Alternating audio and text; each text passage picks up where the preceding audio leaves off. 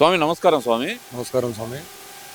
ఈ మధ్యకాలంలో జగన్మోహన్ రెడ్డి గారు ఒక ప్రెస్ మీట్ పెట్టారు. ఆ ప్రెస్ మీట్ సారాంశం ఏంటి అంటే కనుక యువతకి వెన్నుబడి పొడుస్తున్న చంద్రబాబు నాయుడు, మహిళలకు వెన్నుబడి పొడుస్తున్న చంద్రబాబు నాయుడు, రైతులకు వెన్నుబడి పొడుస్తున్న చంద్రబాబు నాయుడు.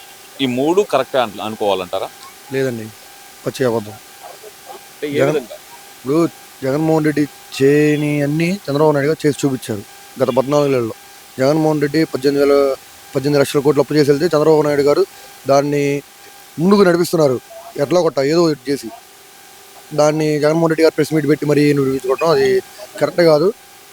నిన్నేదో ఇండిగో ఫ్లైట్స్కి సంబంధించి మరి మన కేంద్ర మంత్రి వర్యులు యువ నాయకుడు మరి రామ్మోహన్ నాయుడు గారిని అంబటి రాంబాబు అనే వ్యక్తి ఏదో మాట్లాడుతున్నాడు.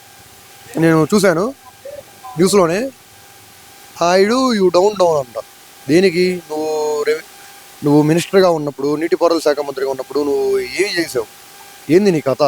ఏంది నీ వ్యవహారం? నువ్వు ఏం చేసావు? నువ్వు రామ్మోహన్ నాయుడు అనే అంత మగోడిగా నీకు అంత ఉందా? నువ్వు ఇప్పుడు సత్తెనపల్లి నియోజకవర్గానికి రావాలంటే నువ్వు నిద్రపోతావు. అసలు నువ్వు ఇప్పుడు ఏ నియోజకవర్గానికి ఇన్ఛార్జి? నువ్వు ఒక మంత్రిగా చేసావు. నువ్వు ఏ నియోజకవర్గంలో ఇన్ఛార్జిగా ఉన్నావు? అమ్మటి రాంబాబు, నువ్వు గుర్తుపెట్టుకో, నీకు ఇది మట్టి కరెక్ట్ కాదు.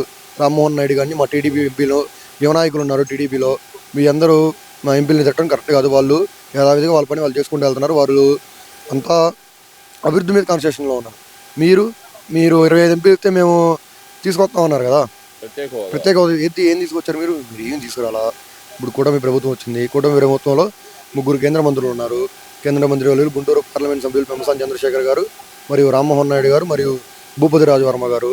వీళ్ళ 3 కేంద్ర మంత్రులు ఎంత అక్కడ ఢిల్లీలో ఉండి పార్లమెంట్ జరుగుతున్నా కానీ, ఇక్కడ ఏం జరుగుతున్నాయి, ఏం సమస్యలు జరుగుతున్నాయి కానీ వారంలో 2 రోజులు వాళ్ళ ఏరియాలకు వచ్చి చూసుకొని ఏంది పరిస్థితి, ఎట్లా ఉన్నారు, ప్రజలు ఎట్లా ఉన్నారు, ప్రజల్లో స్పందన ఏంటి అని చెప్పి వాళ్ళ దగ్గరికి వెళ్ళి ప్రజలు నాడి తెలుసుకుంటున్నారు. అట్లాంటి వాళ్ళని అమ్మటి రాంబాబు అనే వ్యక్తి మాట్లాడటం కరెక్ట్ కాదు. అప్పటికి రామ్మోహన్ నాయుడు గారు చెప్పారు, ఇండిగో ఫ్లైట్స్ మీద ముందుగానే చెప్పారు, మీరు మార్చుకోండి, ఇంకా 300 మందిని స్టాఫ్ని పెంచుకోండి అని చెప్పారు రామ్మోహన్ నాయుడు గారు. వాళ్ళు ఇలా అది ఎవరు తప్పైంది? మా కేంద్ర మంత్రి గారు తప్పు కాదు కదా. అప్పటికే రాజ్యసభలో నిన్న రామ్మోహన్ నాయుడు గారు ప్రెస్ మీట్ పెట్టి మరీ చెప్పారు. రామ్మోహన్ నాయుడు గారు చెప్పారు రాజ్యసభలో.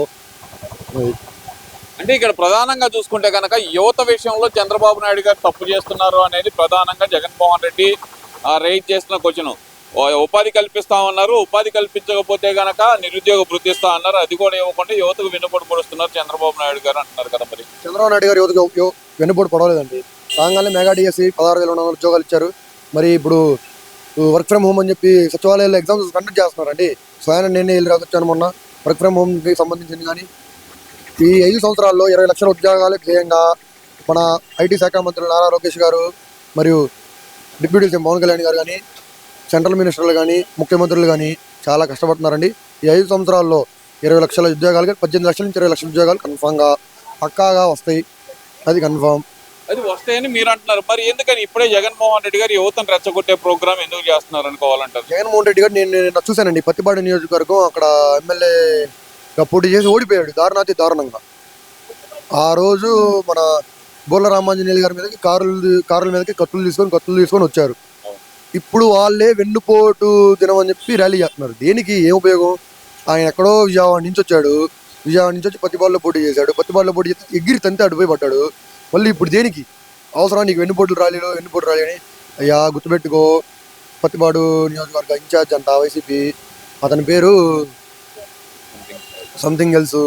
నువ్వు మట్టికి గుంటూరు పార్లమెంట్ నియోజకవర్గంలో నువ్వు ఎక్కడ తిరిగినా, పత్తిపాడు నియోజకవర్గంలో కానీ, గుంటూరు రూరల్లో కానీ చెప్పులతో అనడం ఖాయం. మనకు ఆ భాష వద్దులే స్వామి, వాళ్ళ భాష మనకెందుకు స్వామి? అసలుకి వాళ్ళు అంటున్నారు స్వామి. అప్పుడు వాళ్ళు అంటే ఇప్పుడు బాబు గారు మాకు చెప్పారండి, మాకు మీటింగ్లు పెట్టి క్లాసులు పెట్టి మరీ చెప్పారు, మీరు ఎవరిని ఏమనమాకండి, ఓర్చుకోండి. ఎన్ని రోజులని ఓర్చుకుంటాం? మేము ఓర్చుకోలేం కదా. ఎన్ని రోజులని మా కార్యకర్తలను తిరుగుతుంటే ఇప్పుడు చాలా చోట్ల మా టీడీపీ కార్యకర్తలు వైసీపీలో దందాలు చేస్తున్నారు. తెలంగాణలో కూడా టీడీపీ అంటే మొన్న అర్థమైంది కదా, ఖమ్మం జిల్లాలో 9 పంచాయతీలు ఏకగ్రీవంగా ఎన్నికయ్యారు. అది మా కుటుంబ ప్రభుత్వం టీడీపీకి ఉన్న సత్తా. స్వామి ఇప్పుడు మాల్లో ఉన్నారు కాబట్టి దీక్షా నియమాలు ఏమన్నా సరే చెప్తారా నాకు? ఎందుకంటే ఈ మధ్యకాలంలో శబరిమలలో ఈ వైసీపీ నాయకులు ఫ్లెక్సీలు ప్రదర్శించడం, జై జగన్ అంటూ నినాదాలు చేయడం అసలు ఎలా చూడాలంటారు దీన్ని? అసలు జై జగన్ అన్న వాళ్ళకి ఏమైందండి? శబరిమల వచ్చేటప్పుడు అది చూడలేదా ఎవరు? వాళ్ళకి ఏమైందో తెలియదు కదా ప్రపంచానికి. తెలీదు. వాళ్ళకి యాక్సిడెంట్ అయింది. అంత అవసరమా? జై జగన్. మనం దీక్షలో ఉన్నప్పుడు దీక్షగా ఉన్నాం. నువ్వు దీక్షలో లేనప్పుడు జై జగన్ అంటావు, జై చంద్రబాబు అంటావు, అది నీ ఇష్టం. నువ్వు అక్కడికి వెళ్ళి ఫ్లెక్సీలు పట్టుకుని జై జగన్ అంటావు, ఏంది కరెక్టా? ఇరుముడులు ధరించుకుంది అవసరం అంత అవసరం లేదు. మాల్లో ఉన్నప్పుడు మాలగా ఉండండి స్వాములు.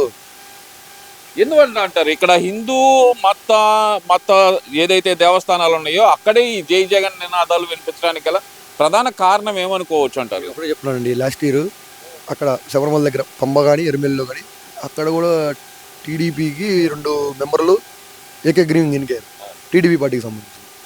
వాళ్ళు అది ఓర్చుకోలేక ఈ సంవత్సరం జై జగన్ అని చెప్పి వాళ్ళు జెండాలు పట్టుకుని నినాదాలు చేస్తున్నారు.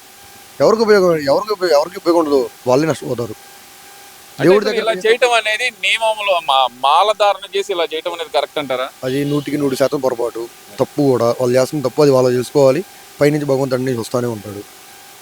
మరి దీక్షా సమయంలో ఇలా చేస్తుంటే కనుక వాళ్ళ పార్టీ అధినాయకుడు కానీ వాళ్ళ పార్టీ అధికార ప్రతినిధులు కానీ ఎవరు ఖండించకుండా దాన్ని సాక్షి టీవీలో ప్రత్యేకంగా ప్రసారం చేసి దాన్ని రైజ్ చేసే ప్రోగ్రామ్ ఎందుకు చేస్తున్నారు అనుకోవాలంటే? అసలు వాళ్ళ అధినాయకుడు ఏమతం అండి? వెంకటేశ్వర స్వామి గుడి దగ్గరికి వెళ్ళి ఏదో మనం అధికారంలో పోయిన సంవత్సరాలు అధికారంలో ఉన్నాంలే కాబట్టి వాళ్ళు సతీ సమేతంగా ఎప్పుడన్నా వెళ్ళారా? వెళ్ళలేదు కదా. వాళ్ళు ఏ మతంలో ఉంటారో వాళ్ళకి తెలియదు కదండి. ఇక్కడ ప్రధానంగా చూసుకుంటే ఇదంతా ఒకే అయితే కనుక ఫైనల్ గా చూస్తే కనుక జగన్మోహన్ రెడ్డి గారు చెప్తుంది ఏంటంటే కనుక కూటమి ప్రభుత్వం పూర్తిగా విఫలం అయిపోయింది అన్ని రంగాల్లో అంటున్నారు కదా, నిజమే అనుకోవాలంటారు? జగన్మోహన్ రెడ్డి గారు మీరు ప్రెస్ మీట్లు పెట్టి ఎప్పుడు నెలకు ఒకసారి లేదా 6 నెలలకు ఒకసారి ప్రెస్ మీట్లు పెట్టి ఇట్లాగా కూటమి ప్రభుత్వాన్ని తిట్టడం కానీ చేస్తే ఖబర్దార్, జాగ్రత్తగా ఉండండి. వైసీపీ నాయకులకి అందరికీ చెప్తున్నా, ఏదో నిన్న విద్యార్థి పోరని చెప్పి అక్కడ విజయవాడలో ధర్నా చేశారు. దేనికి చేశారు? ఎవరిని? మళ్ళీ ఫీజు రియంబర్స్మెంట్ దేనికి రాలేదండి? పని కాలేజీలకు వెళ్ళి అడగండి. కాలేజీలకు వెళ్ళి అడిగితే చెప్తారు. మీలాగా తల్లుల అకౌంట్లు వేసి తల్లుల దగ్గర నుంచి తీసుకెళ్ళి మీ అప్పుడే రాలేదండి. కాలేజీలో ఆవేదన చెందారు. మీ అప్పుడు 7,000 కోట్లు బకాయి పెట్టారు. బకాయిలు అడిగితే కనుక అరెస్ట్ చేస్తున్నారు. ఇదేం ప్రభుత్వం ఇది?